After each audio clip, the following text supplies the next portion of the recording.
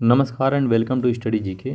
इस rapid revision के first part में हम डिस्कस करेंगे सामान्य पर्यावरण अध्ययन के 50 स्टैटिक टाइप के क्वेश्चन जो आगामी आने वाले एग्जाम्स जैसे सीटेट, टेट, एसएससी, जीडी और अन्य वनडे एग्जाम्स के लिए महत्वपूर्ण हो सकते हैं। तो डिस्कस करते हैं। हमारा पहला क्वेश्चन है, पारिस्थितिकी विज्ञान का जनक कौन है? तो इसका सही आंसर है ऑप्शन ए, ओडम। अगला क्वेश्चन है, शब्द इकोलॉजी प्रथम बार किसने दिया है? तो शब्द इकोलॉजी प्रथम बार दिया है अर्नेस्ट हैकेल ने। अगला क्वेश्चन है, पारिस्थितिकी तंत्र शब्द किसने दिया है? तो सबसे पहले पारिस्थितिकी तंत्र शब्द एजी टांसले ने दिया है 1935 में। हमारा अगला क्वेश्चन है, हाथी संरक्षण परियोजना कब शुरू हुई? तो हाथी संरक्षण परियोजना भारत में 1992 में शुरू हुई है। अब विश्व हाथी दिवस मनाया जाता है 12 अगस्त को विश्व हाथी दिवस मनाया जाता है। विश्व हाथी दिवस 12 अगस्त को मनाया जाता है। भारत में सबसे ज़्यादा हाथी पाई जाती है कर्नाटका में। हमारा अगला क्वेश्चन है, वन्य जीव संरक्षण अधिनियम कब आया? तो वन्य जीव संरक्षण अधिनियम आया है ऑप्शन बी, 1972 में। वन्य जीव संरक्षण जंगलों में रहने वाले जीवों को यानी जंगली जानवरों को बचाने के लिए सबसे पहले अधिनियम आया 1972 में, वन्य जीव संरक्षण अधिनियम। अगला क्वेश्चन है, वन संरक्षण अधिनियम कब आया? यानी वनों को बचाने के लिए अधिनियम आया है 1980 में। अगला क्वेश्चन है, पर्यावरण संरक्षण अधिनियम कब लागू हुआ? जिसका संशोधन हुआ था 1991 में। तो पर्यावरण संरक्षण अधिनियम 1986 में। सही आंसर है ऑप्शन बी, 1986 में लागू हुआ है। अगला क्वेश्चन है, भारत में प्रोजेक्ट टाइगर कब शुरू हुआ? तो भारत में प्रोजेक्ट टाइगर शुरू हुआ 1973 में। सही आंसर है ऑप्शन सी, 1973। और टाइगर का साइंटिफिक नेम है पैंथेरा टाइग्रिस।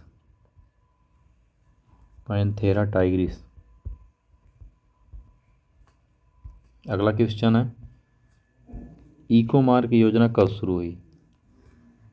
इको मार्क योजना शुरू हुई है 1992 में और कहीं कहीं 1991 भी दिया गया है।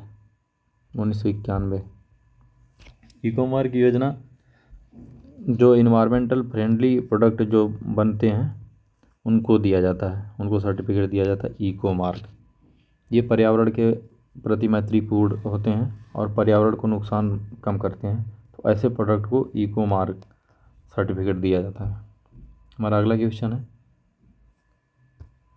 जैव विविधता अधिनियम कब आया? सबसे पहले जैव विविधता अधिनियम आया है 2002 में। जैव विविधता होती क्या है? जब एक ही क्षेत्र में विभिन्न प्रकार के जीव समूह होते हैं तो उनको जैव विविधता कहते हैं। और उनके संरक्षण के लिए अधिनियम कब आया? 2002 में। जैसे एनिमल हो गया, प्लांट हो गया, फंगस हो गया, अन्य माइक्रोब से जब एक ही जगह रहते हैं तो उसे जैव विविधता कहते हैं। और इस जैव विविधता के लिए 2002 में ही भारत सरकार द्वारा एक एक्ट बनाया गया जिसे जैव विविधता अधिनियम कहा जाता है। अगला क्वेश्चन है, एक मार्क एक्ट कब आया?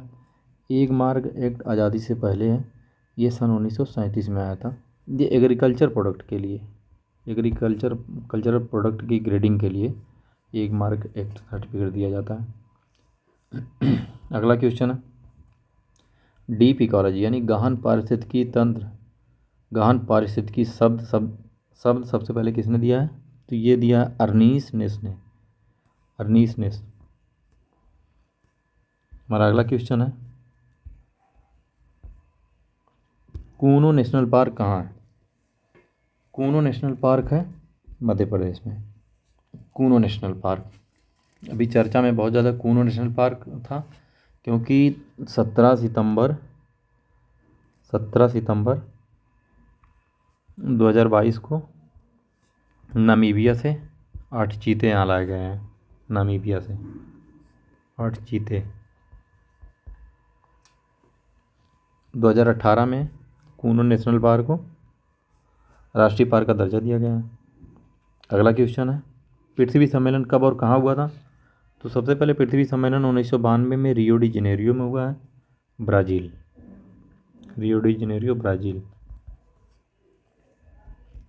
अगला क्वेश्चन है, राष्ट्रीय पर्यावरण अभियांत्रिकी शोध संस्थान नीरी कहाँ अवस्थित है? तो नीरी ना से नागपुर, नागपुर में है।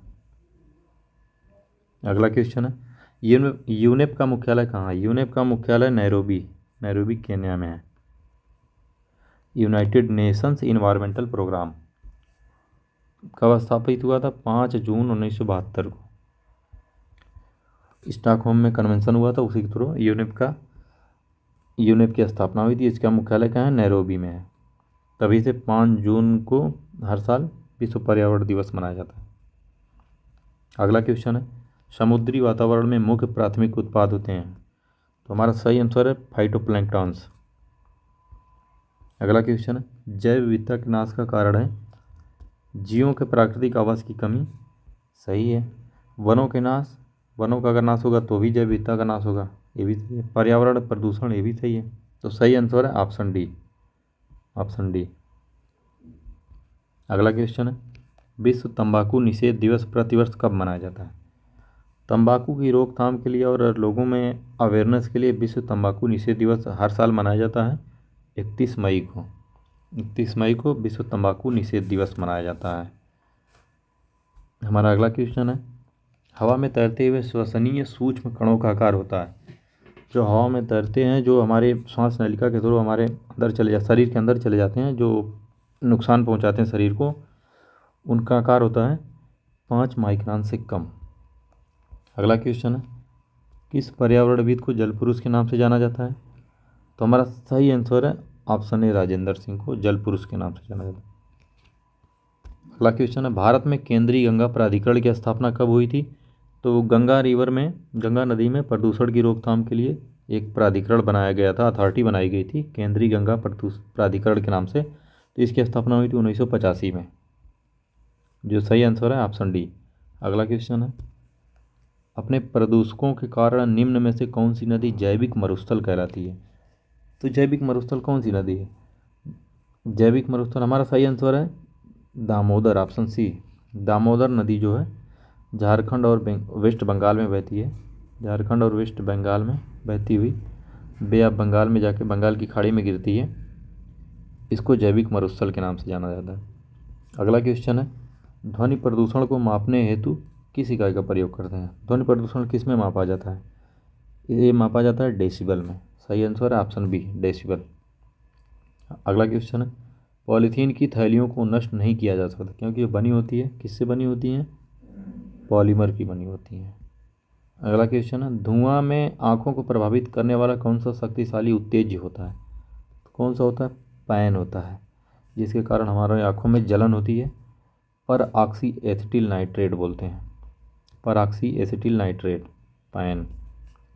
अगला क्वेश्चन है, निम्नलिखित में से कौन सा एक जीवाश्म ईंधन नहीं है? तो जीवाश्म ईंधन कौन है? कोयला जीवाश्म ईंधन है, पेट्रोलियम भी जीवाश्म ईंधन है, प्राकृतिक गैस भी जीवाश्म ईंधन है, लेकिन यूरेनियम जीवाश्म ईंधन नहीं है। तो हमारा सही आंसर है ऑप्शन सी, यूरेनियम। अगला क्वेश्चन है, कच्छ वनस्पति का सुंदरवन निम्न में से किस राज्य में है?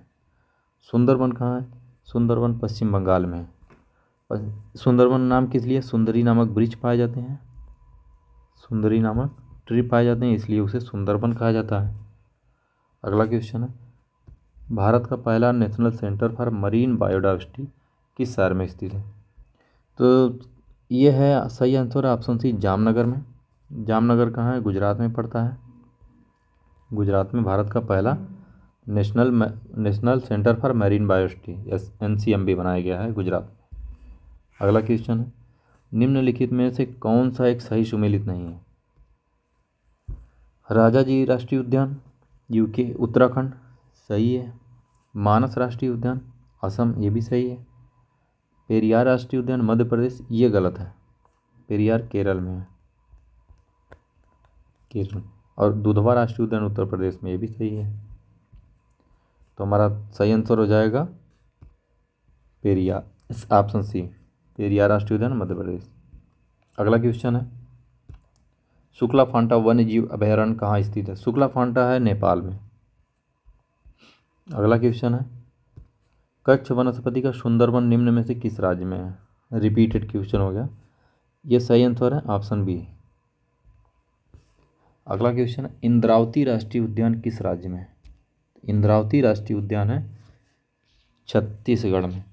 इंद्रावती नदी के नाम पे इस राष्ट्रीय उद्यान का नाम इंद्रावती राष्ट्रीय उद्यान पड़ गया है। ये छत्तीसगढ़ में है। यहाँ पे एशियाई जंगली भैंसा पाया जाता है, एशियाई जंगली भैंसा।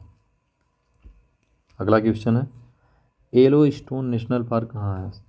येलोस्टोन बहुत फेमस नेशनल पार्क है संयुक्त राज्य अमेरिका का, और वहाँ का ये फर्स्ट नेशनल पार्क था। यूएसए का फर्स्ट नेशनल पार्क है येलोस्टोन नेशनल पार्क। अगला क्वेश्चन है, ओजोन परत मुख्यतः जहाँ अवस्थित रहती है वह ओजोन परत कहाँ पाई जाती है? ओजोन परत की ऊंचाई 15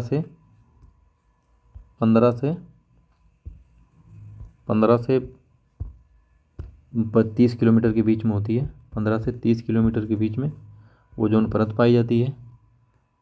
सतह से 15 किलोमीटर के बाद और 30 किलोमीटर के अंदर, 15 से 30 किलोमीटर के अंदर में ओजोन परत पाई जाती है। ये स्ट्रेटोस्फीयर यानी समताप मंडल में पाई जाती है, समताप मंडल में, समताप मंडल।